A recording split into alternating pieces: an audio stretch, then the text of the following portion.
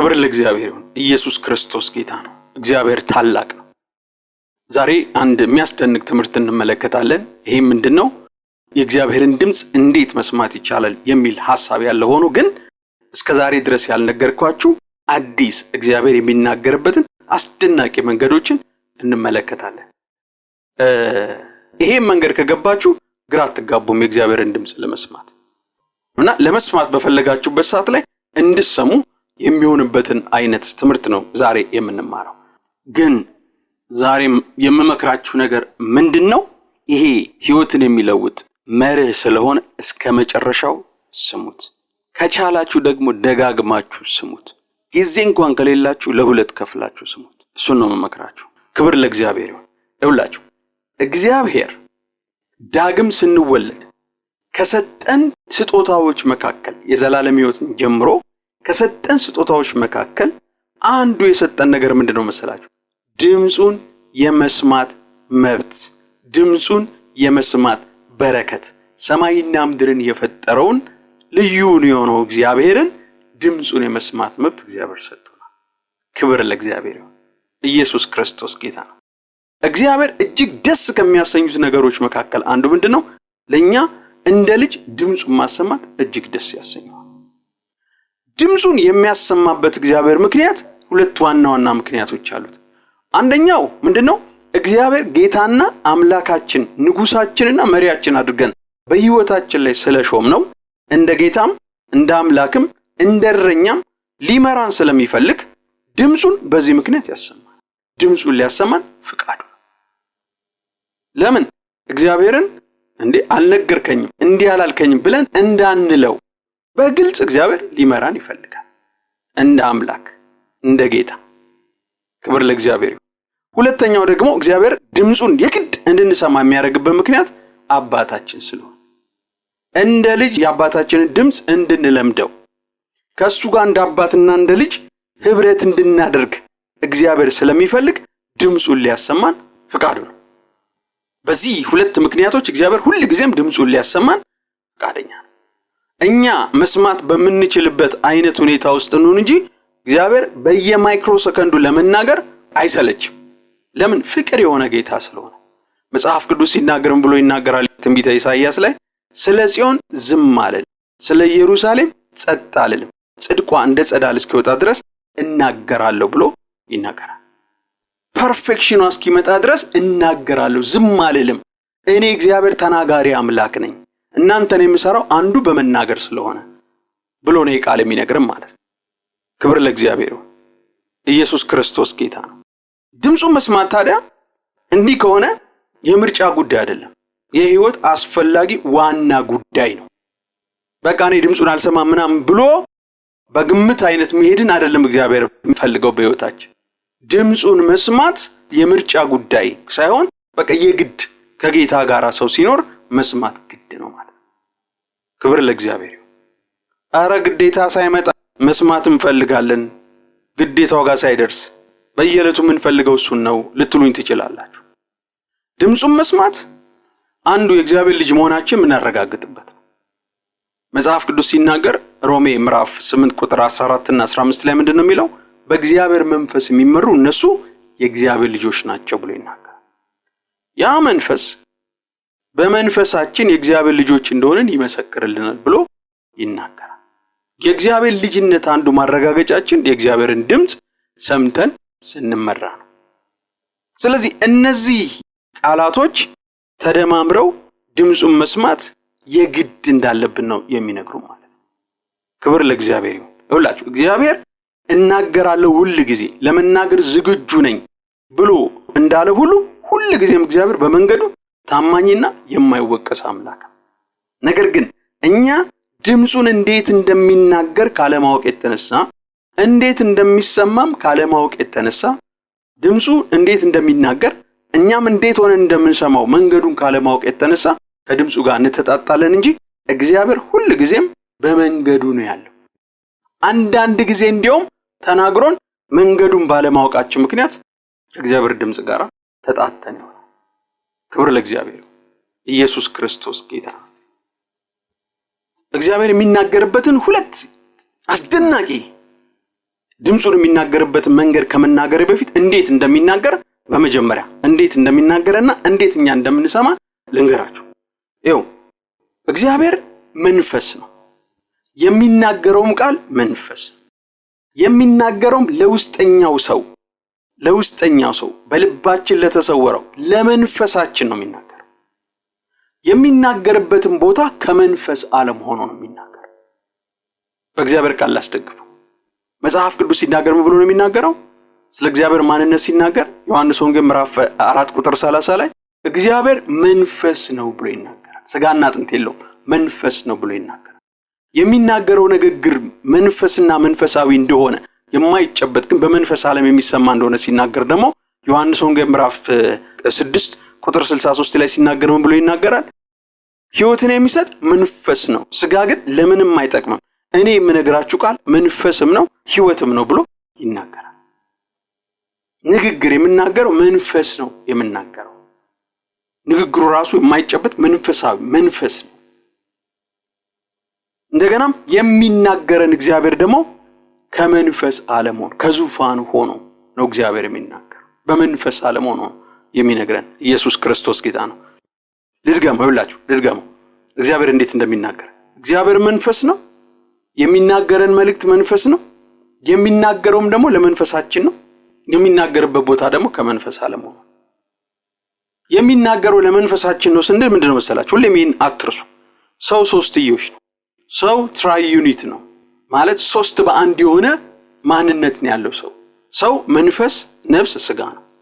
መጽሐፍ ቅዱስ አንደኛ ተሰሎንቄ ምዕራፍ 5 ቁጥር 23 ላይ ሲናገር መንፈሳችሁም ነፍሳችሁም ስጋችሁም ጌታችን ኢየሱስ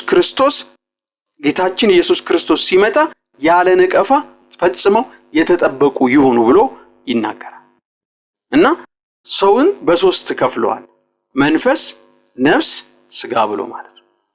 እግዚአብሔር ሲናገር ታዲያ ለነፍሳችን አይደለም የሚናገርበት ሌላ መንገድ ይኖራል። የሚናገረው ለስጋችን አይደለም፣ በስጋ ጆሮአችን አይደለም እግዚአብሔር የምንሰማው፣ ለመንፈሳችን ነው፣ ለውስጠኛው ሰው ነው የሚናገረው። ያ እንደ እግዚአብሔር መልክ የተፈጠረው አዲስ ፍጥረት የተባለው ሰው በእግዚአብሔር መልክና ምሳሌ የተፈጠረውና ክርስቶስን በመቀበል አዲስ ፍጥረት በዳግም ውልደት ምክንያት አዲስ ፍጥረት የሆነው ያ ውስጣችን ያለው መንፈስ አይኖች ያሉት፣ ጆሮ ያለው፣ ስሜት ያለው፣ ዕውቀት ያለው፣ እግሮች ያሉት፣ እጆች ያሉት ነው ውስጣችን ያለው ያ በእግዚአብሔር መልክና ምሳሌ የተፈጠረው የሰው መንፈስ። እግዚአብሔር ሲናገር ለዛ መንፈስ ነው በመንፈስ ቅዱስ አማካኝነት የሚናገረው።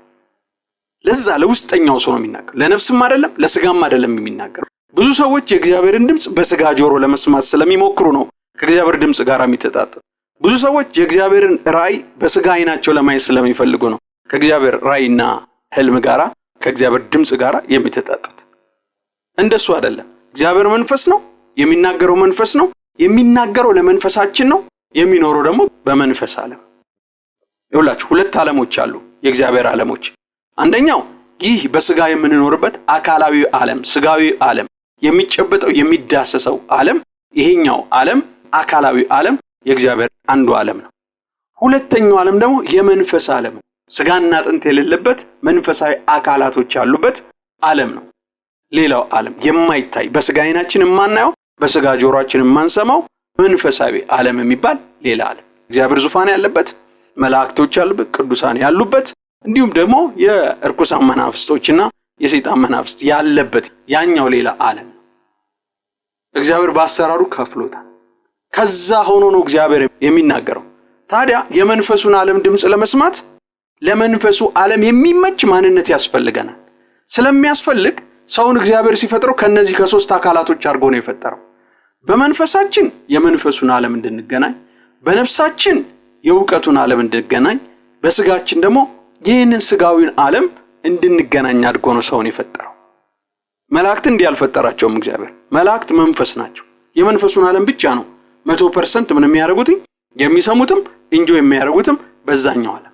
የዚህኛው ዓለም ላይ አይፈቀድላቸውም። ለምን? ስጋ ስለሌላቸው ማለት እግዚአብሔር ትእዛዝ ሲሰጣቸው ብቻ በልዩ ምክንያት እግዚአብሔር ካልፈቀደላቸው በስተቀር ስጋ ለብሰው ወደዚህ ምድር ውስጥ አይገቡም። አንዳንድ የሚፈቅድበት ሁኔታ እንደዛ የሚፈቅድበት ሁኔታ ሊኖር ይችላል። እንደሱ የተገለጡላቸውም የእግዚአብሔር ሰዎች ስላሉ ማለት ነው። የነሱ ዓለም የመንፈሱ ዓለም፣ በመንፈሱ ዓለም ሆነው መንፈሳዊውን አገልግሎት መንፈስ የሆነውን ጌታ እና መንፈስ የሆነውን ሰው ያገለግላሉ።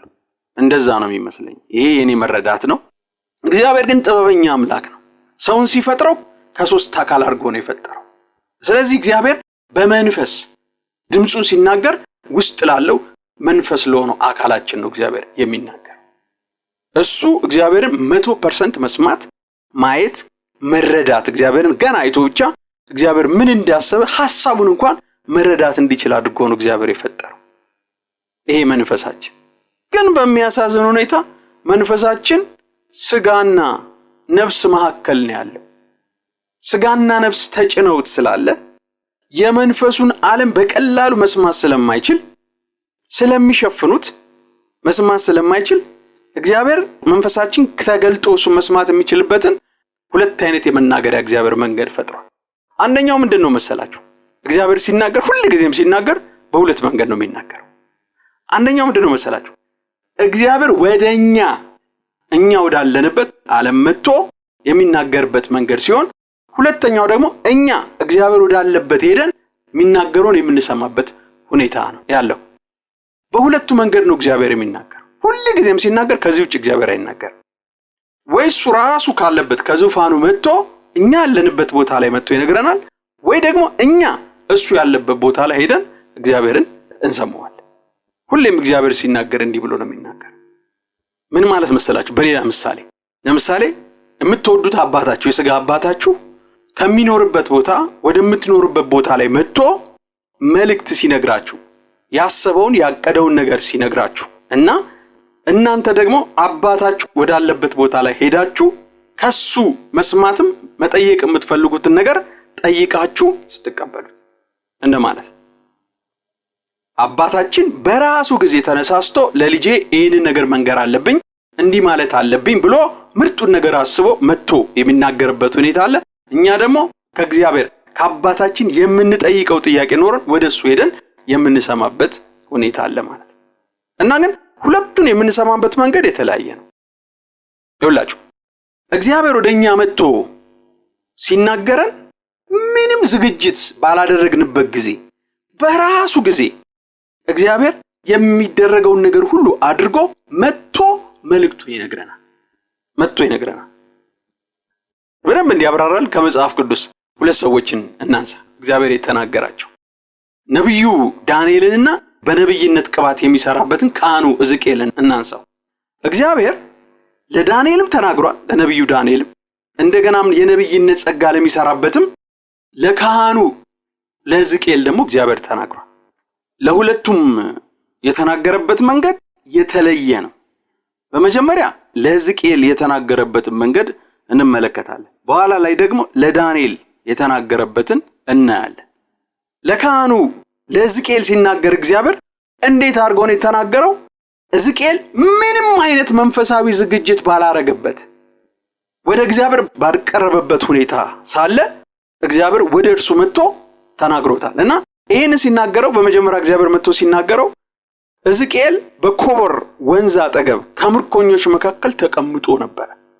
በቃ በራሱ ጉዳይ ቁጭ ብሎ ነበር። እዛ መካከል እየጸለየ አልነበረም፣ እየጾመ አልነበረም፣ እግዚአብሔርን እያመለከ አልነበረም፣ ቃሉን እያሰላሰለ አልነበረም፣ ወደ ተራራ ለብቻው ፈቀቅ ብሎ አልነበረም፣ እልፍኙን ዘግቶ አልነበረም።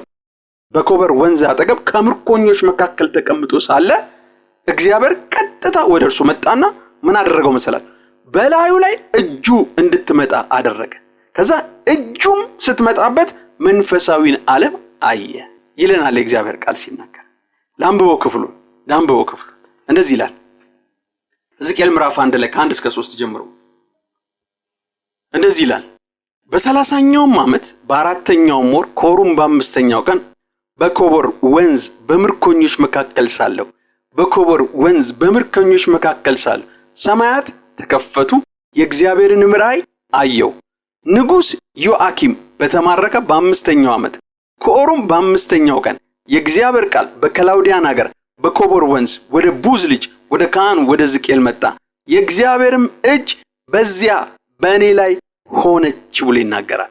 የእግዚአብሔር እጅ በዚያ በእኔ ላይ ሆነች፣ እኔም አየሁ፣ እነሆ ከሰሜን በኩል አውሎ ነፋስና ታላቅ ደመና የሚያብረቀርቅም እሳት መጣ፣ በዙሪያውም ጸዳል ነበረ፣ በመካከሉም በእሳት ውስጥ እንደሚብለጨለጭ የወርቅ ምስያ ነበር ብሎ ይናገራል። ክብር ለእግዚአብሔር ይሁን። ኢየሱስ ክርስቶስ ጌታ ነው። ምንድነው የሚለው? በዚያ በምርኮኞች መካከል ተቀምጦታል። የእግዚአብሔር እጅ በዚያ በእኔ ላይ ሆነች ይላል። እኔም አየሁ ብሎ ስላየው ነገር ይናገራል። ተመልከቱ እግዚአብሔር ሊናገረው ሲመጣ ማለት ራሱ እግዚአብሔር ነው የመጣው።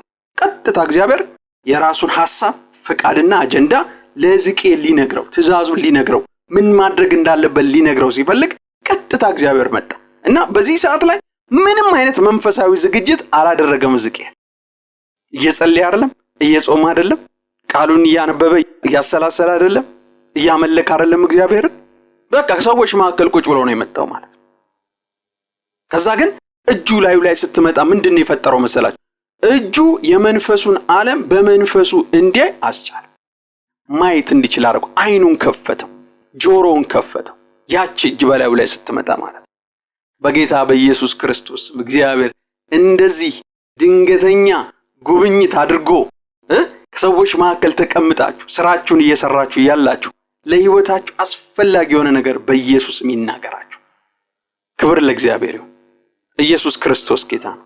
አንድ ጊዜ ብቻ አይደለም እግዚአብሔር በዚህ መልኩ የተናገረው። ሌላ ጊዜ ደግሞ እዚሁ ሕዝቅኤል ምዕራፍ 8 ከቁጥር 1 ጀምሮ ስታነቡት ቤቱ ከሽማግሌዎች ጋር ቁጭ ብሎ እያለ እየተጫወተ እያለ ተመሳሳይ በዚህ አይነት መንገድ የእግዚአብሔር እጅ መጣችና ላዩ ላይ አረፈች። ከዛ አየ። የዛን ጊዜ እንደውም እጁ ላዩ ላይ መጣ። አይኑ መክፈት ብቻ አይደለም ያደረገችው። ምንድነው ያደረገችው? እጁ ጸጉሩን ይዛ፣ የመንፈሳዊ ጸጉሩን ይዛ፣ የውስጠኛውን ሰው ይዛ በምድርና በሰማይ መካከል አደረገኝ ብሎ ይናገራል። ከዛ በመንፈስ ራእይ ወደ ኢየሩሳሌም ወሰደኝ ብሎ ይናገራል። አሁንም ያን እግዚአብሔር ሲናገረው አሁንም ሕዝቅኤል ምንም አይነት መንፈሳዊ ዝግጅት አላደረገም የጌታን ድምጽ ለመስማት። ከእስራኤል ሽማግሌዎች ጋር ቤት ውስጥ ቁጭ ብሎ እየተጫወተ እያለ ነው የእግዚአብሔር እጅ ቀጥታ የመጣችበት። እግዚአብሔር ራሱ የራሱን ፕሮግራም ሐሳብ ይዞ የመጣበት ማለት ነው።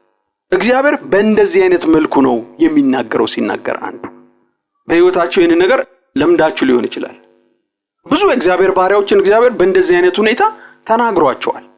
ምንም ባላሰቡበት ጊዜ፣ አንዳንዴ በራሳቸው ስራ ቢዚ በሆኑበት ጊዜ እግዚአብሔር ባሉበት ቦታ ላይ መጥቶ ብዙ ሰው ጾሞ ጸልዮ ምን ብሎ ዋጋ ከፍሎ የማያውን ራእይ እንዲያዩ ያደርጋል። የማይሰሙትን ድምጽ እንዲሰሙ፣ አይተውት የማያውቁትን መገለጥና ራእይ እግዚአብሔር እንዲያዩ አድርጓቸዋል።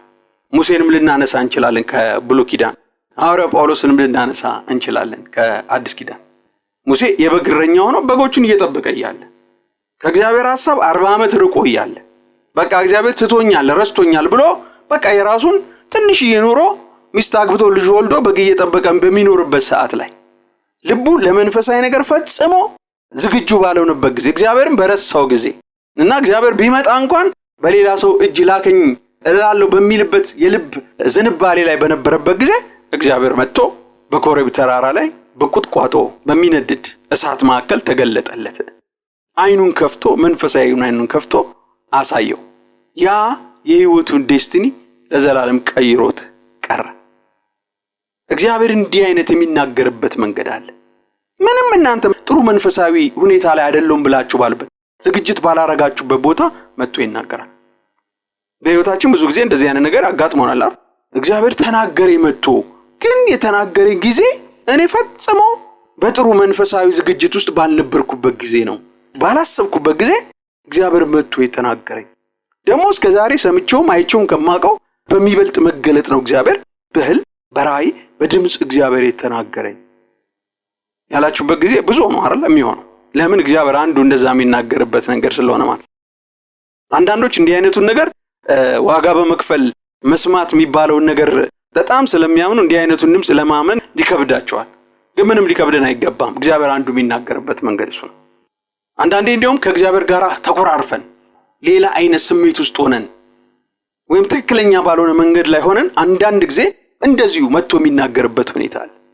ለምሳሌ ሐዋርያው ጳውሎስን እግዚአብሔር በደማስቆ መንገድ ላይ ሲናገረው የክርስቶስን ቤተክርስቲያን እያሳደደ ባለበት ጊዜ፣ መንግስቱን እያሳደደ ባለበት ጊዜ፣ የደማስቆን ክርስቲያኖች ሊያጠፋ እንቅስቃሴ ላይ ባለበት ጊዜ ነው ጌታ ድንገት ወደ እርሱ መጥቶ ሊያረግ ያለውን ክፋት ያስቆመው።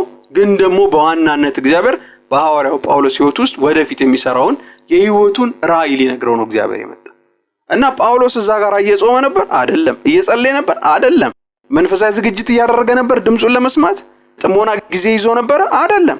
ተቃዋሚ አሳዳጅ በሆነበት ጊዜ ነው እግዚአብሔር መጥቶ እንዲያረጋው። እግዚአብሔር አንዱ እኛ ሊናገር የሚመጣበት አንዳንደኛ በመስመር ውስጥ በሌለንባቸው ሁኔታዎች ውስጥ መጥቶ ይናገራል። ያኔ ታዲያ እግዚአብሔር ሲናገር ምንድነው የሚያደርገው ብትሉ እጁን አምጥቶ መንፈሳችን ከስጋችንና ከነፍሳችን በላይ ሆኖ የሱን ድምጽ እንድንሰማ የሚያሳየን ራእይና መገለጥ እንድንሰማ ያደርጋል። ሲፈልግ እንደ ሕዝቅኤል እጁን በላያችን ላይ አምጥቶ ልዩ ስሜት አምጥቶ፣ ሲፈልግ እሳት አምጥቶ፣ ሲፈልግ ደግሞ ተመስጦ አምጥቶብን በራእይ ውስድ አድርጎ እንድናይ ያደርገናል። ወይ ደግሞ እግዚአብሔር በህልም ይናገረናል። ክብር ለእግዚአብሔር ይሁን። ኢየሱስ ክርስቶስ ጌታ ነው። አንድ ወደ መንግስተ ሰማያት በወጣትነቱ ወደ መንግስተ ሰማያት ተነጥቆ እግዚአብሔር መንፈሳዊ ዓለም ያሳየውና ብዙ መጽሐፍቶችን የጻፈ አንድ እግዚአብሔር ሰው አለ አሜሪካ ውስጥ ስሙ ሮበርት ምናምን መሰለኝና ጌታ ተገልጦለታና ሲገለጥለት በምን አይነት ሁኔታ ላይ ነበር ሲገለጥ የነበረው? ካርቶን ፊልም እያየ ቁጭ ብሎ የካርቶን ፊልም እያየ ባለበት ሰዓት ላይ ጌታ ኢየሱስ ክርስቶስ በበሩ ቀጥ ብሎ ገብቶ ብዙ ነገሮችን እንደተናገረው ነው። ብዙ መጽሐፍቶችን ጽፏል። ይሄ እግዚአብሔር ሰው በእንደዚህ አይነት ሁኔታ ተናግሮት ማለት ነው። ኢየሱስ ክርስቶስ ጌታ ነው። ሲናገረው ግን ምንድነው? ካርቶን ፊልም እያየ ባለበት ሰዓት ላይ ይላችሁ እግዚአብሔር በራሱ ጊዜ የራሱን ፕሮግራም ይዞ መጥቶ ሊነግራችሁ ሲል ምንም አይነት ዝግጅት ባላረጋችሁበት ሁኔታ ነው እግዚአብሔር የሚናገራችሁ። ይሄ አንዱ እግዚአብሔር የሚናገርበት መንገድ ብዙ ጊዜ በእንደዚህ አይነት መልኩ መጥቶ የሚናገርበት ትልልቅ የህይወት ለውጥ የሚያመጡ ነገሮች ሲሆኑ እንዲህ አድርጎ እግዚአብሔር ይናገራል። ይህንንም ደግሞ የእግዚአብሔር ጉብኝት እንለዋለን። በጌታ በኢየሱስም እግዚአብሔር ደጋግሞ በዚህ ጉብኝት ይባርካችሁ። ኢየሱስ ክርስቶስ ጌታ ነው። ታሪክ ለዋጭ ስለሆነ ማለት አሜን ነው። ታራ በዚህ መልኩ መጥቶ እኔ እየተጋው አልነበረም እንዲህ ያደረኩ አልነበረም፣ ግን እግዚአብሔር መጥቶ የተናገራችሁን ነገር አትጠራጠሩት። በቃ የእግዚአብሔር አንዱ መንገድ ነው የሚናገርበት። ሁለት መንገድ ብቻ ነው እግዚአብሔር የሚናገርበት ያለው። አጠቃላይ የሚናገር የተናገራቸውን የእግዚአብሔርን ሰዎች ጠቅላላ እንዴት እንደተናገራቸው ጨምቃችሁ ተመልከቱት። በእነዚህ ሁለት ፎርማቶች ውስጥ ነው የምንከታቸው። ወይ እሱ መጥቶ ይነግረናል፣ ወይ ደግሞ እኛ እሱ ወዳለበት ቦታ ላይ ሄደን ለምንፈልገው ላዘጋጀነው ጥያቄ መልስ እንዲሰጠን ይሆናል ማለት ነው። ወይ በራእይ ወይ በህልም ብቻ ይናገረናል እግዚአብሔር። እኛ ወደሱ ሄደን የራሳችንን አጀንዳ ይዘን ስንሄድ፣ ይሄኛው ግን ደግሞ ራሱ እግዚአብሔር የሱን አጀንዳ ሐሳብ ይዞ ሲመጣ በራሱ ፕሮግራም ሲመጣ ማለት ነው እንደዚህ የሚናገረማ። ክብር ለእግዚአብሔር ይሁን። ኢየሱስ ክርስቶስ ጌታ ነው። ግልጽ ነው አይደል? ግልጽ ነው አይደል? ሁለተኛው ደግሞ እግዚአብሔር እኛን የሚናገረው የኛን ዝግጅት የሚጠይቅ እኛ ጥያቄ ይዘን እግዚአብሔር ባለበት በመንፈስ ዓለም ለመንፈሳችን እንዲናገር ስንሄድ ማለት ነው። እንዲህ ሲሆን ግን የልብ መዘጋጀትን እግዚአብሔር ይፈልጋል። መንፈሳችን መንፈስ ዓለም ላይ የሚኖረውን መንፈሳዊ መልእክት የሚናገረውን እግዚአብሔርን እንዲሰማ በሚሆንበት ሁኔታ ላይ መዘጋጀት አለበት። ይሄንን ካላደረገን አይናገረንም፣ ድምጹን መስማት አንችልም። ያኔ ዋጋ ከፍሎ መጥቶ የሚነግረን ለእግዚአብሔር እንኳን እንደዚህ አይነቱን ቃል ማለት ይከብዳል። እንደው እንዲገባን ዋጋ ከፍሎ ጊዜ ወስዶ መጥቶ የሚነግረን ኃላፊነቱን ወስዶ የሚነግረን ችሎታውን ተጠቅሞ የሚነግረን ራሱ እግዚአብሔር። ይሄኛው ደግሞ እኛ ዋጋ ከፍለን ጊዜ ወስደን መንፈሳችን እግዚአብሔርን ሊያደምጽ በሚችልበት ሁኔታ ራሳችንን አመቻችተን ለመንፈሱ ዓለም ቅርብ ሆነን የምንሰማበት መንገድ። መጽሐፍ ቅዱስ ሲናገር ይሄ ቃል እዚህ ጋር የሚስማማ ይመስለኛል። መጽሐፍ ቅዱስ ሲናገር ምሳሌ 16 ላይ ምን ብሎ ይናገራል? የልብ መዘጋጀት ከሰው ነው፣ የምላስ መልስ ግን ከእግዚአብሔር ዘንድ ነው ብሎ ይናገራል። የልብ መዘጋጀት ከሰው ነው፣ የምላስ መልስ ግን ከእግዚአብሔር ዘንድ ነው ብሎ ይናገራል። እግዚአብሔር ይናገራል፣ ግን ሲናገር የልብ ዝግጅትን እግዚአብሔር ይፈልጋል። ድምጹን ልንሰማ በምንችልበት ፖዚሽን ላይ እንድንሆን ይፈልጋል። እንደገና ደግሞ ራእዩን ልንሰማ በምንችልበት ፖዚሽን ላይ እንድንሆን እግዚአብሔር ይፈልጋል። ዝግጅቱ ከኛ ነው፣ መልሱ ደግሞ ከሱ ነው የሚሆነው ማለት ነው። አሁን ይሄ እኛ የራሳችንን ጉዳይ ይዘን ወደ እግዚአብሔር ስንቀርብ ማለት እሱ ያለበት ድረስ እንሄድ ማለት ነው። ግን አትርሱልኝ ሁላችሁ ሰው መንፈስ ነፍስ ስጋ ነው። የእግዚአብሔርን ድምጽ ይሁን ራእይ የሚሰማው በውስጡ ባለው በመንፈስ ማንነቱ ነው። መንፈስ በሆነው አካሉ ነው የሚያየው። የእግዚአብሔርን ድምጽ 100% የሚሰማው እግዚአብሔርን 100% አንደርስታንድ የሚያደርገው የመንፈሱን ዓለም 100% አንደርስታንድ የሚያደርገው ነፍሳችን አይደለም መንፈሳችን ነው። ስጋችንም አይደለም መንፈሳችን ነው ይሄንን የሚረዳው።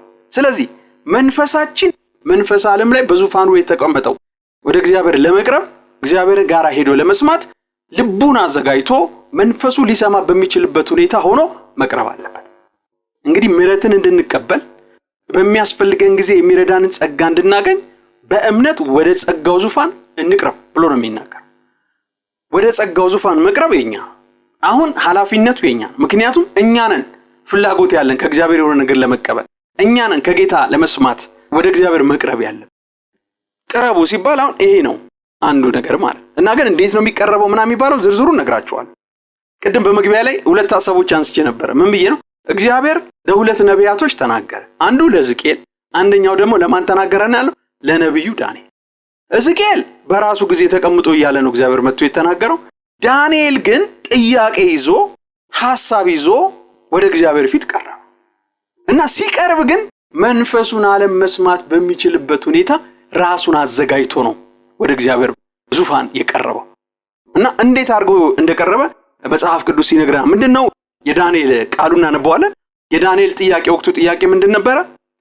እስራኤል ምርኮኛ ሆና እስራኤል ፈርሳ የእስራኤል ሕዝብ ምርኮኛ ሆኖ ሳለ ቅጥሩም ፈርሶ ቤተ መቅደሱም ፈርሶ ሳለ ያ የተባለው በነብዩ ኤርሚያስ የተባለው 70 ዓመት ከተፈጸመ በኋላ ምን እንደሚሆን መጽሐፍ ቅዱስን ሲያነብ ነብዩ ኤርሚያስን መጽሐፍ ሲያነብ ይሄንን ሐሳብ አገኘ። ከዛ ይሄ መቼ ነው የሚፈጸመው? እንደገና ደግሞ ከተፈጸመ በኋላ እንዴት ነው ኢየሩሳሌም የምትገነባው የሚባለውን ነገር ማወቅ ፈለገ። ይሄ ጥያቄ ተፈጠረበት። እንደ ነብይ ለሀገር የሚያስብ ለሀገር የሚማልድ ሰው ስለሆነ ይሄንን የሀገር ሸክም ይዞ ይሄንን ጥያቄ ይዞ እግዚአብሔር መቼ ነው 70ው ሱባኤ የሚፈጸመው? እንደገና ደግሞ ከተፈጸመስ በኋላ ምንድነው የሚሆነው የሚለውን ይዞ የሚለውን ነገር መልስ ለማግኘት ወደ እግዚአብሔር ይሄንን ጥያቄ ይዞ ቀረበ። ሲቀርብ ታዲያ ምንድነው ያደረገው መሰላችሁ? የልብ መዘጋጀት አድርጎ ወይም በአዲስ ኪዳን አባባል መንፈሱ የመንፈሱን ዓለም መንፈስ የሆነውን የእግዚአብሔርን ድምጽ መንፈስ ከሆነው ጌታ ለመስማት መንፈሱን አዘጋጅቶ ነው ወደ እግዚአብሔር ፊት የቀረበው። እግዚአብሔር በዛም ቦታ ተናግሮታል። ልክ ለሕዝቅኤል እንደተናገረው በጣም ታላላቅ ራእዮችን አሳይቶ ለነብዩ ዳንኤል ተናግሮታል። የተናገረበት መንገድ ግን የተለየ ነው። ክብር ለእግዚአብሔር ይሁን። ኢየሱስ ክርስቶስ ጌታ ነው። ሁሉ ጊዜ እግዚአብሔር ብቻ አይደለም ፍላጎት ያለው ለኛ የሆነ ነገር ለመንገር። እኛም እንደ ልጅ በእግዚአብሔር እንደሚመራ ልጅ እኛም የራሳችን ፍላጎቶች አሉ፣ ጥያቄዎች አሉን። እንደ አባት ከሱ ምን ጠይቀው ልክ ዳንኤል እንደጠየቀው ማለት ነው። እኛ ምን ጠይቀው ብዙ ጥያቄዎች አሉብን። ታዲያ ይሄንን ጥያቄ ለመስማት የዚህን ጥያቄ መልስ ለማግኘት ወይ የምንፈልገው ለመቀበል ምንድነው ማድረግ ያለብን? ዳንኤል እንዳደረገው ነው ማድረግ ያለብን። ዳንኤል ምን እንዳደረገ ቃሉ የሚለውን ነገር እናንብብ እና ሁለት ቦታ ነው ቃሉ ያለው። አንደኛው ትንቢተ ዳንኤል ምዕራፍ 9 እና አንደኛው ደግሞ 10 ላይ ነው ያለውና እናንብበው። ቃሉ እንደዚህ ይላል። ከ1 እስከ 3 እንደዚህ ብሎ ይናገራል። በከላውዲያን መንግስት ላይ በነገሰ ከሚዶም ዘርም በነበረው በአሕሻዊሮስ ልጅ በዳርዮስ መጀመሪያ ዓመት በነገሰው በመጀመሪያው ዓመት እኔ ዳንኤል የእስራኤልን መፍረስ የሚፈጸምበትን 70ውን ዓመት እግዚአብሔር በቃሉ ለነብዩ ለኤርሚያስ የተናገረው የዓመቱ ቁጥር መጽሐፍን አስተዋልኩ። ማቅ ለብሼ በአመድ ላይ ሆኜ ስጾም እጸልይና እለምን ዘንድ ፊቴን ወደ ጌታ ወደ አምላክ አቀናው ብሎ ይናገራል። ማቅ ለብሼ ደግሜ ያነባዋለሁ። ቁጥር 3 በአመድ ላይ ሆኜ ስጾም እጸልይና እለምን ዘንድ ፊቴን ወደ ጌታ ወደ አምላክ አቀናው ብሎ ይናገራል። ከዛ ይሄንን ያደረገ ያለ እግዚአብሔር ለጠየቀው ጥያቄ መልስ መለሰለት። ቁጥር 20 ላይ ስትመለከቱ እንደዚህ ይላል። እኔም ገና ስናገር ስጸልይ በኃጢአቴና በሕዝቤም በእስራኤል ኃጢአት ስናዘዝ በአምላኬም በእግዚአብሔር ፊት ስለተቀደሰው ስለ አምላኬ ተራራ ስለምን ገና በጸሎት ስናገር አስቀድሜ በራእይ አይቸው የነበረው ሰው ገብርኤል ነው እየበረረ መጣ። በማታም መስዋዕት ጊዜ ዳሰሰኝ፣ አስተማረኝ፣ ተናገረኝ፣ እንዲህም አለኝ፣ ዳንኤል ሆይ ጥበብና ማስተዋልን እሰጥ ዘንድ አሁን መጥቻለሁ። አንተም እጅግ የተወደድክ ነህና በልመና መጀመሪያ ላይ ትእዛዝ ወጥቷል። እኔም እነግር ዘንድ መጥቻለሁ። አሁንም ነገሩን መርምር፣ ራእዩንም አስተውል አለው ይላል። ተመልከቱ፣ አሁን መልአኩ ከእግዚአብሔር ዘንድ ተልኮ መጣ። ይሄ የጸሎት መልስ የመጣበት በምክንያት ነው። ዳንኤል ራሱን አዘጋጅቶ በእግዚአብሔር ፊት በቀረበ ጊዜ፣ ወደ እግዚአብሔር በቀረበ ጊዜ፣ ወደ መንፈሱ ዓለም በቀረበ ጊዜ ይሄ ነገር ሆነ። ክብር ለእግዚአብሔር ይሁን። ብዙ ጊዜ ሰዎች ወደ እግዚአብሔር ቀረቡ ሲባሉ ግራ አይገባቸው። ምን ማለት ነው ወደ እግዚአብሔር መቅረብ ማለት? እግዚአብሔር በእኛ ውስጥ ነው፣ እኛ በእግዚአብሔር ውስጥ ነው ያለ። መንፈስ ቅዱስ ሁልጊዜ ከኛ ጋር አለ እና ወደ እግዚአብሔር መቅረብ ምን ማለት ነው ብለው ጥያቄ ይፈጠርባቸዋል፣ ነገሮችም ታጡባቸዋል። ምን እንደሆነ በዝርዝር አስረዳቸዋል። እና ዳንኤል ግን ቀረበ። አንድ ጊዜ ብቻ አይደለም፣ 2 ጊዜ ነው የቀረበው። ዳንኤል ምዕራፍ 10 ከ1 እስከ 3 ደግሞ ስትመለከቱት እንደዚህ ይላል። ቁጥር 2 እንደዚህ ይላል። ከቁጥር 2 ጀምሮ ይላል። በዚያም ወራት እኔ ዳንኤል 3 ሳምንት ሙሉ ሳዝን ነበሩ። ማለፊያም እንጀራም አልበላውም፣ ስጋ ወይን ጠጅም በአፌ አልገባም። 3 ሳምንት እስኪፈጸም ድረስ ዘይት አልተቀባውም። ከመጀመሪያውም ወር በ24ኛውም ቀን ጤግሮስ በተባለ በታላቅ ወንዝ አጠገብ ሳለሁ ዓይኔን አነሳው፣ እነሆ በፍታ የለበሰ ጥሩ የኦፊዝም ወርቅ በወገቡ ላይ የታጠቀን ሰው አየው። አካሉም እንደ ቤርሌ ይመስል ነበር፣ ፊቱም እንደ መብረቅ መሳይ ነበረ። ዓይኖቹም እንደሚንበለበሉ ፋና፣ ክንዶቹም እግሮቹም እንደ ጋለ ናስ፣ የቃሉም ድምፅ እንደ ብዙ ሕዝብ ድምፅ ነበረ ብሎ ይናገራል። ክብር ለእግዚአብሔር። 2 ጊዜም ዳንኤል መንፈሳዊ ዝግጅት አድርጎ ወደ እግዚአብሔር ሲቀርብ ጌታ ተገለጠ። ጌታ መላእክቶቹን ልኮ ተናገረው። ክብር ለእግዚአብሔር። ኢየሱስ ክርስቶስ ጌታ ነው። ሁለተኛው እግዚአብሔርን የምንሰማበት መንገድ እኛ ወደሱ ሄደን የምንሰማው። እኛ ወደሱ መሄድ ማለት ለመንፈሱ ዓለም እግዚአብሔር ለሚኖርበት መንፈስ ለሆነው ጌታ መንፈሳዊ ነገርን መንፈስ የሆነ ቃልን ለሚናገረው መንፈሳዊ መልእክትን በራእይ ለሚያሳየው እግዚአብሔር የተመቸ ሁኔታ ስንፈጥር ብቻ የምንሰማው ድምጽ ነው። ለዚህ የኛን ዋጋ መክፈል ይጠይቃል። እኛ ማድረግ የሚገባንን ነገር ይጠይቀናል። የልብ መዘጋጀት ከሰው ነው በሚለው ቃል መሰረት የኛን መንፈሳዊ ዝግጅት ማድረግ ይጠይቃል። ያ ካልሆነ በስተቀር ድምጹን ልንሰማው አንችልም። ኃላፊነቱ ዋጋ መክፈሉ ማድረግ የሚገባውን ነገር ማድረግ ከኛ ነው የሚጠበቀው፣ እንዲህ አይነቱን ድምጽ ለመስማት ማለት። ክብር ለእግዚአብሔር ይሁን። ኢየሱስ ክርስቶስ ጌታ። ምንድነው ዳንኤል ያደረገው?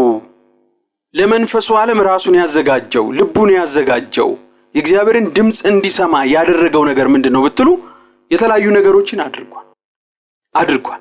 በመጀመሪያ ያደረገው ነገር ምንድነው መሰላችሁ? ጾሟል። ይጾም ነበረ። የጾም ሚስጥር ልንገራችሁ። የጾም ሚስጥር ጾም ምን እንደሚፈጥር። ጾም እግዚአብሔርን አይቀይረው። እግዚአብሔር ለኛ በጎ ነገር የሚያደርገው ከፍቅሩ ከአባትነቱ ፍቅር ተነስቶ ከቸርነቱ ተነስቶ በቃሉ ከሰጠን የተስፋ ቃል ተነስቶ ነው የሚያደርግልን እንጂ እግዚአብሔርን በጾም አስገድደነው የምናደርገው ነገር የለም። ጾም ግን ምንድነው የሚያደርገው ብትሉ ሁሉ ጊዜ እኛን ሊናገረን የሚፈልገውን እግዚአብሔርን እንድንሰማ ያስችላል። ይኸውላችሁ ይሄን አትርሱ። ሰው መንፈስ፣ ነፍስ፣ ሥጋ ቅዱስ የሆነው ፍጹም የሆነው እግዚአብሔርን መስማት የሚችለው በእግዚአብሔር መልክ ምሳሌ የተፈጠረው በዳግም ውልደት ምክንያት አዲስ ፍጥረት የሆነው ውስጠኛው ሰው መንፈስ ነው። እግዚአብሔር መንፈስ ነው፣ ከመንፈስ የተወለደ መንፈስ ነው እንደሚል መንፈስ የሆነው ውስጠኛው አካል ነው እግዚአብሔርን 100% መስማት የሚችል። ነገር ግን ይሄን እንዳይሰማ ነፍስና ሥጋ ይዋጉታል። ይኸውላችሁ መንፈሳችንን እንደሚዋጋ ቀንደኛ ጠላት እንደ ሥጋ ያለ ምንም የለም። ለዚህ ነው የገላትያ መልእክት ላይ ሲናገር ምን ብሎ ነው የሚናገረው? ሥጋ በመንፈስ ላይ መንፈስም በሥጋ ላይ ይቃወማሉ ብሎ የሚናገር።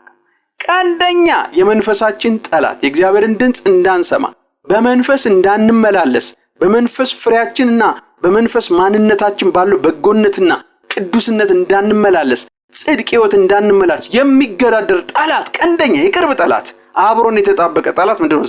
ሥጋ ነው። ይሄን ሥጋ ጸጥ ካላሰኙት በስተቀር የእግዚአብሔርን ድምጽ ለመስማት የማይመች ሁኔታ ይፈጥራል። ለምን? ሥጋ በመንፈስ ላይ መንፈስ በሥጋ ላይ ይቃወማል፣ ይዋጋሉ፣ ይጣላሉ ስለሚል ማለት ነው። ይኸውላችሁ ሥጋ 2 ባህሪዎች አሉት።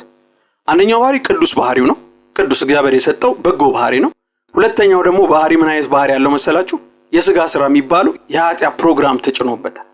እና ሁለት ፍቃዶች አሉት ስጋ። አንደኛው ፍቃዱ ምንድነው መሰላችሁ? መብላት፣ መጠጣት፣ መተኛት፣ መታጠብ፣ ሻወር መውሰድ፣ መዝናናት፣ በሌላም በጎ የሚባሉ ስጋ የሚፈልጋቸው ነገሮች የማድረግ ፈቃድና ፍላጎት አለው። ያ ጤናማ ነው።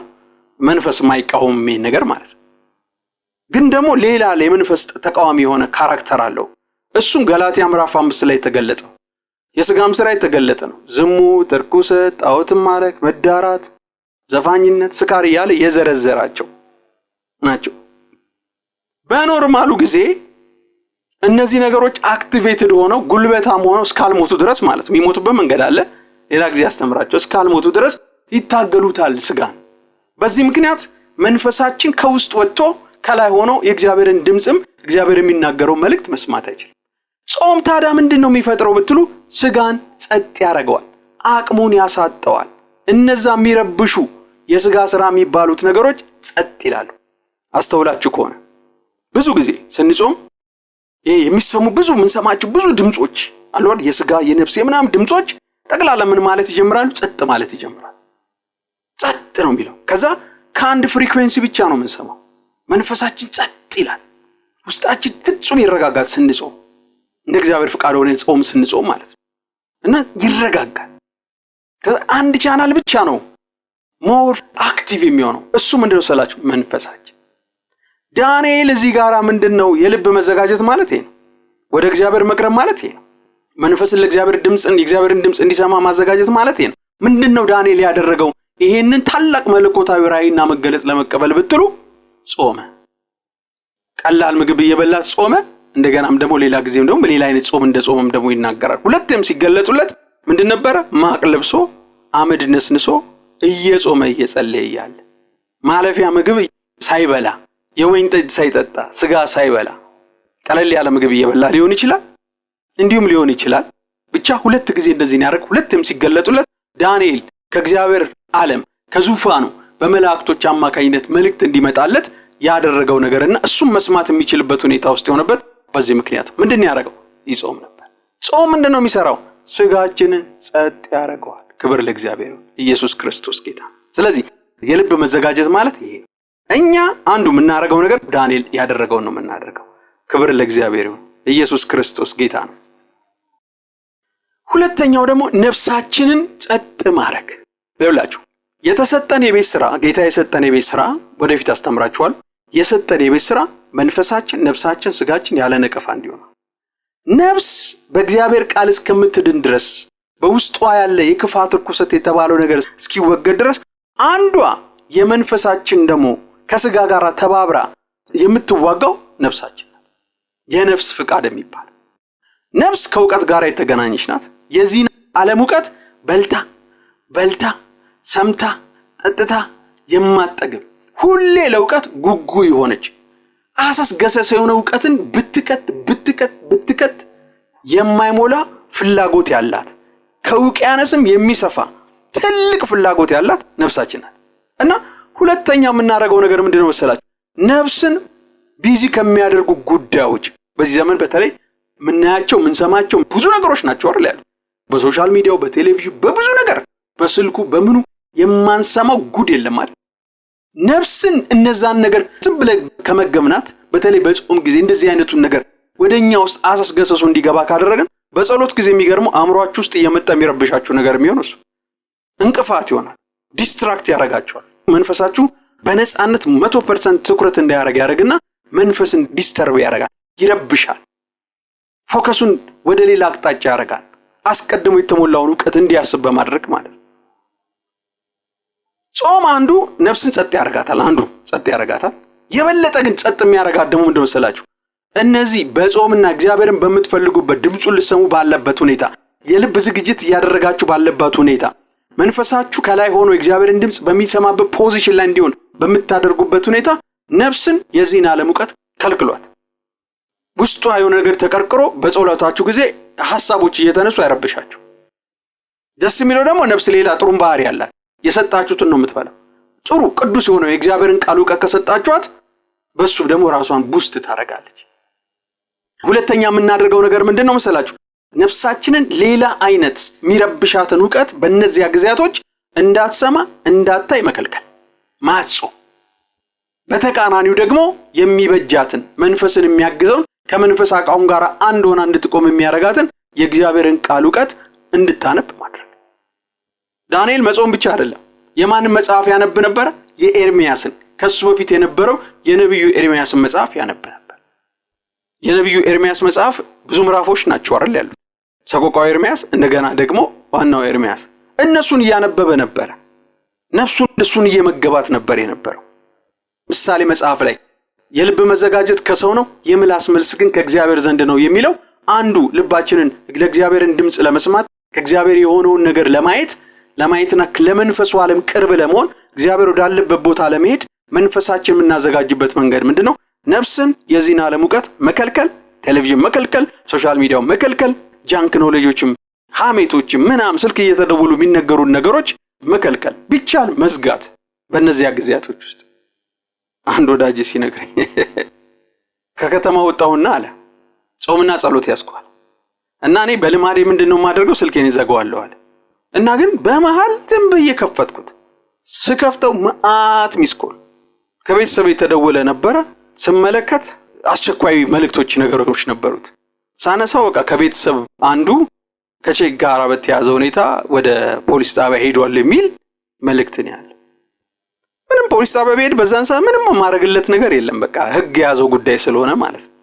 ከዛ ግን ይሄን ሰምቼ እንዴት እንትነላለሁ ብዬ አቋርጬ ወጣሁ። አንዳንዴ ስልክ መዝጋት አስፈላጊ ነው። ሲሪየስ በሆነ እግዚአብሔርን ፊት ስትፈልጉ። ምክንያቱም ስልኩን ይጠቀመዋል።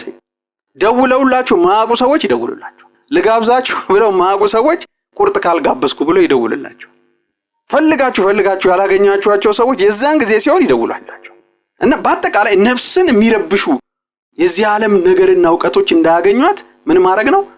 ነፍስ ያሰጣችኋት እነሱ የምትበላውና ልክ እንደ ሕፃን ልጅ ያገኘው መልካሙንም ክፉ ነው ወደ አፉ የሚከተው እንደዛ ነው።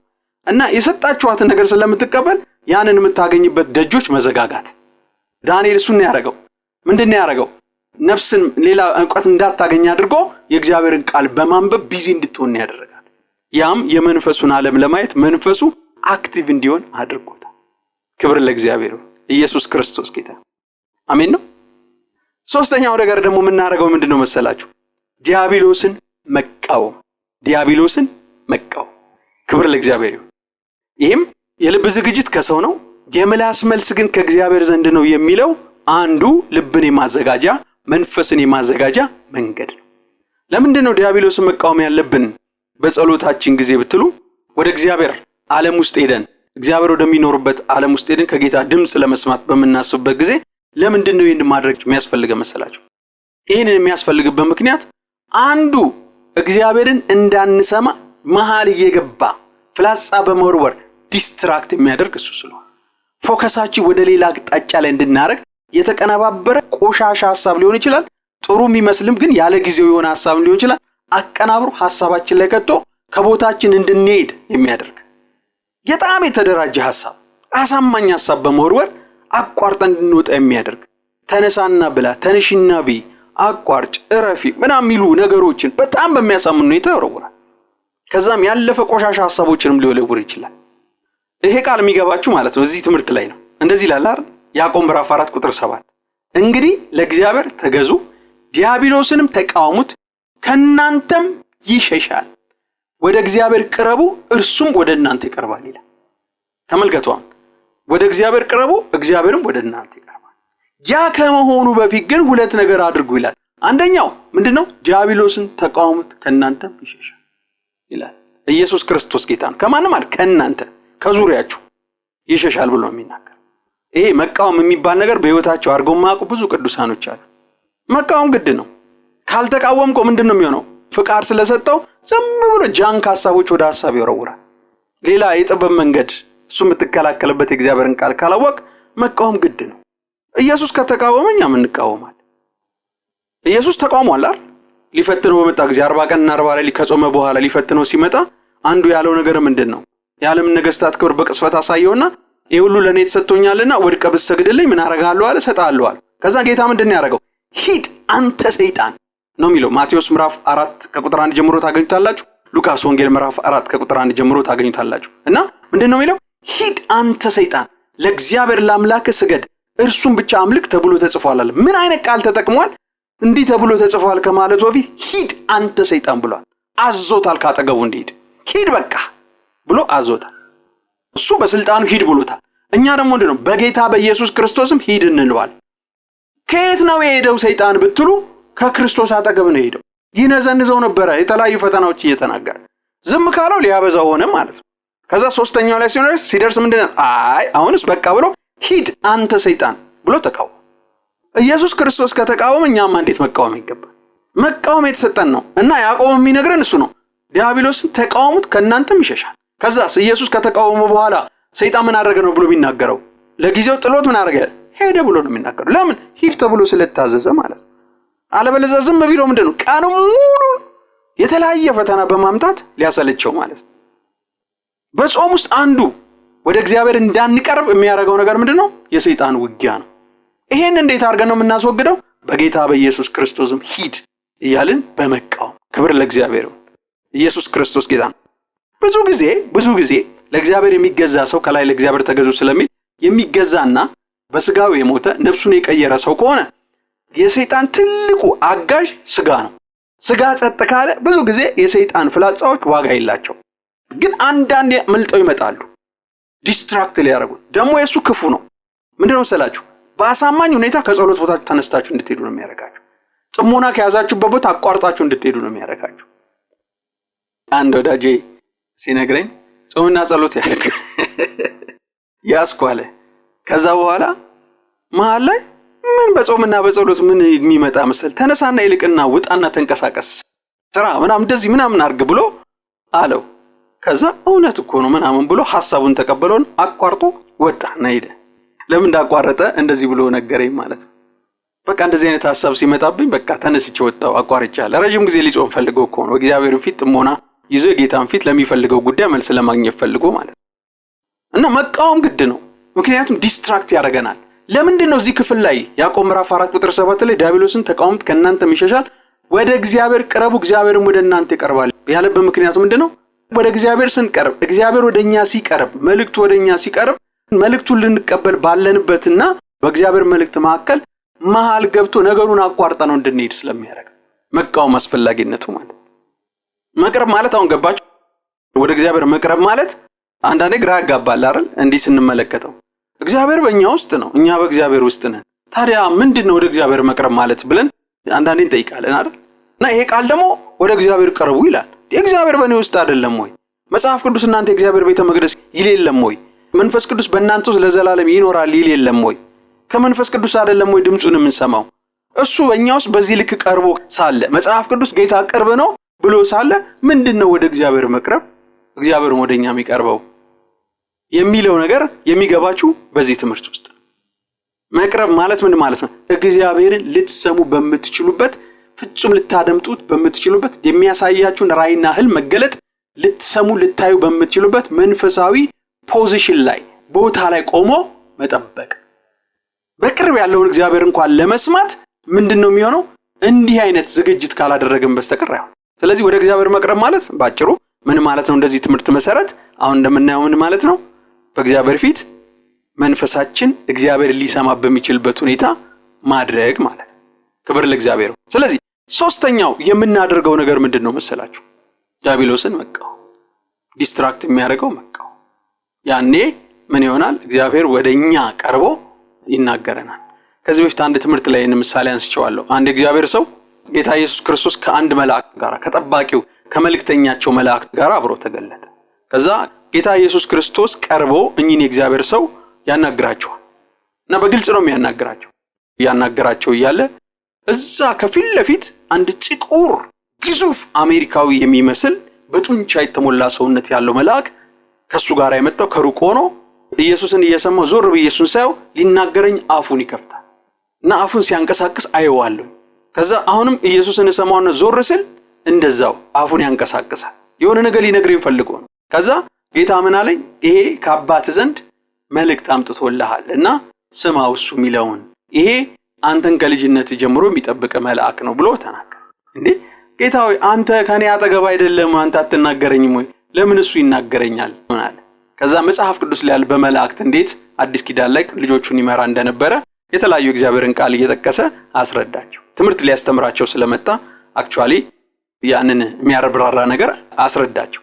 ከዛ መልአኩ ከሩቅ ሆኖ መናገር ጀመረ። እሱ ሲናገር እኔ ስሰማ በመሃል አጋንንት ገባ እና ድምጹን እንዳልሰማ አደረገ። ከዛ አረ ጌታ ሆይ እንዴ አንተ እያለ እንዴት ነው መሃል የሚገባው? እንዳልሰማ አደረገኝ። ድምጹን እንዳልሰማ እኮ እየከለከለኝ ነው፣ እንዳላየው መልአኩን አደረገኝ እያለ ሲናገር ጌታ ዝም አለ። ጌታው ዝም ትላለህ እንዴ ብለው ድጋሚ ጠየቁት። ጌታ ምን አለ? ስልጣኑ በእጅ ነው፣ ተቃውምና አባረው አላቸው። ከዛኝ የእግዚአብሔር ሰው በኢየሱስም ብለው ሲቃወሙት ክፉ መንፈስ ሄደ። መልአኩ የሚናገረውን ቀጠለና መልእክቱን ተናግሮ ጨረሰ። ክብር ለእግዚአብሔር። መቃወም የምርጫ ጉዳይ አይደለም። በሕይወታችሁ ውስጥ መቃወም ልመዱ። ሰይጣን ዝም ብሎ ጃንክ ሐሳቡን አእምሮአችሁ ላይ ሲጭንባችሁ ዝም ብላችሁ አታዳምጡት። አሁንስ በቃ ብላችሁ እንደ ኢየሱስ ሂድ አንተ ሰይጣን በጌታ በኢየሱስ ስም በሉት። አንዱ የሚገለጥበት ቦታ ኖርማል ቦታም ያው ሐሳብ በመወርወር በዚህ ነገር ላይ የተካነና በጣም ትጉ ነው። ግን እንደዚህ ጥሞና ያዛችሁበት ጊዜ ደግሞ እንዲህ ሲመጣ መቃወም ግድ ነው። ክብር ለእግዚአብሔር። ኢየሱስ ክርስቶስ ጌታ ነው። አንዳንድ አማኝ ሞኝ ነው። ልክ እንደ አዳም ሰይጣንም ሲናገረው ይሰማል፣ እግዚአብሔር መጥቶ ሲናገረው ይሰማል። በቃ ጆሮ ክፍት ነው ለሁለቱ። ስለዚህ አንዴ እንደዚህ አይነት ህይወት ውስጥ ታዩታላችሁ፣ አንዴ ደግሞ እንደዚህ አይነት ህይወት ውስጥ ታዩታላችሁ። እንዲህ አይነት ሰዎች ምን አይነት ሰዎች ናቸው መሰላችሁ? ሰይጣን እንዴት መቃወም እንዳለባቸው የማያውቁና መቃወም የሚፈሩ የማይቃወሙ አገልጋዮችም ጭምራሉ። እንደዚህ አይነቶች ማለት በቃ ጌታ ከተቃወመ እኛ ምን እንቃወማለን? ክብር ለእግዚአብሔር። ስለዚህ ሶስተኛው የምናደርገው ነገር ምንድነው? በጾማችን ጊዜ መቃወም። ክብር ለእግዚአብሔር። ኢየሱስ ክርስቶስ ጌታ። አራተኛው ደግሞ ምንድነው? ንስሐ መግባት። መጀመሪያ ልናደርገው እንችል ነበር ይሄን ነገር። ንስሐ መግባት በእግዚአብሔር ፊት ስንቀርብ ንጹህ ሆነን መቅረብ። በህይወታችን በተለይ የሚከብድብን ነገር ካለ ንስሐ ጥሩ ነው፣ ራስን መገምገሚያ ስለሆነ ንስሐ መግባት። ዳንኤል እንደሱን ያደረገው ምንድነው ያደረገው? ስለ ራሴና ይላል ስለ ሕዝቤ ኃጢአት እየተናዘዝኩ ሳለ አይደል ብሎ የሚናገረው 9 ቁጥር 20 ላይ ትንቢተ ዳንኤል ቁጥር 9 ቀድም ያነበብነው ላይ ማለት ነው። ቁጥር 20 ላይ እንደዚህ ነው አይደል? እኔም ገና ስናገር ስጸልይ በኃጢአቴና በሕዝቤ በእስራኤል ኃጢአት ስናዘዝ በአምላኬም በእግዚአብሔር ፊት ስለተቀደሰው ስለ አምላኬ ተራራ ስለምን ገና በጸሎት ስናገር አስቀድሜ በራእይ አይቼው የነበረው ሰው ገብርኤል እነሆ እየበረረ መጣ ብሎ ይናገራል። ክብር ለእግዚአብሔር ይሁን። ምን እያረኩ ነው አለ? እየለመንኩ ስለኔና ስለ ሕዝቤ ኃጢአት እየተናዘዝኩ እያለሁ። አንዳንዶች በአዲስ ኪዳን ንስሐ የለም ምናምን ይላል። አለ ድብን አድርገው። ጌታ ኢየሱስ ለሰባቱ ቤተክርስቲያን ሲገለጥ ደጋግሞ የተናገረው ቃል አለ። ንስሐ ግቡ፣ ንስሐ ግቡ፣ ንስሐ ግባ፣ ንስሐ ግባ የሚል ንስሐ አለ። በጌታ ፊት ንስሐ እንገባለን። እንዲሁም ንስሐ በጣም አሪፍ ነገር ነው። አንድ ቀን ሙሉ ወጥ ትምህርት አስተምራለሁ በዚህ ነገር። ንስሐ ራስን መገምገሚያ ነው። የቱ ጋር እንዳለን ራስን ማሳያ ነው። ጥሩ ከሆነም በመንፈሳዊ ሕይወታችን ጌታ እናመሰግናለን። የሚወቅሰን የሚፈርድብን ደጋግመን የምንሳሳትባቸው ነገሮች ካሉ ሰውን የምንጎዳበት እግዚአብሔር የምናሳዝበት ነገር ካለ ንስሐ መግባት ነው። ምክንያቱም ምንድነው ሲጀምር ቅድም ያነበብነው ቃል ላይ ብሎ የሚናገረው ያዕቆብ ምዕራፍ 4 ላይ ለእግዚአብሔር ተገዙ ብሎ የሚለው ሲጀምር፣ ከዛም ዲያብሎስን ተቃወሙት። መጀመሪያ ተገዙ የሚል አንዱ የምንገዛበት ምንድነው? ይቅር በለኝ በማለት ንስሐ። ክብር ለእግዚአብሔር። ኢየሱስ ክርስቶስ ጌታ። አምስተኛው ባጭሩ ልናገር ይሄንን። አምስተኛው ምንድነው? እግዚአብሔርን ልንሰማ በምንችልበት ቦታ መሆን፣ ሊረብሸን በማይችል ቦታ መሆን። ብዙ ጊዜ ጌታ ኢየሱስ ክርስቶስ ከሕዝብ ተረይቶ ወደ ተራራ ነው የሚሄደው ከአባቱ ጋር ለማውራት ሲፈልግ። ፈቀቅ ይላል። አንዳንዴ እንደውም ከደቀ መዛሙርቱም ራቅ ብሎ ነው የሚሄደው። ወደ ተራራ ፈቀቅ ብሎ ነው የሚጸልይ። ለኛ ደግሞ ምን ብሏል? እልፍኛችሁን ዘግታችሁ ጸልዩ ብሏል። ስለዚህ እንዲህ አይነቱን ድምጽ ለመስማት እንዲህ አይነት አትሞስፌር መፍጠር ጥሩ ነው። ያው በልማድ የምንለው ነገር አለ አይደል? 3 ቀን ዘጋው 7 ቀን ዘጋው ምናምን የምንላቸው ነገሮች ማለት ነው። አንዳንዴ ከሰዎች መራቀን ከአካባቢው መራቀን ለብቻ እግዚአብሔር ላይ ብቻ ፎከስ አድርጎ መቆየትን ይጠይቃል ይሄ ዝግጅት ማለት ነው። ክብር ለእግዚአብሔር። ኢየሱስ ክርስቶስ ጌታ ነው። ግልጽ ነው አይደል? እግዚአብሔር በሁለት መንገድ ይናገራል። ለመጠቅለል ያክል እግዚአብሔር በሁለት መንገድ ይናገራል።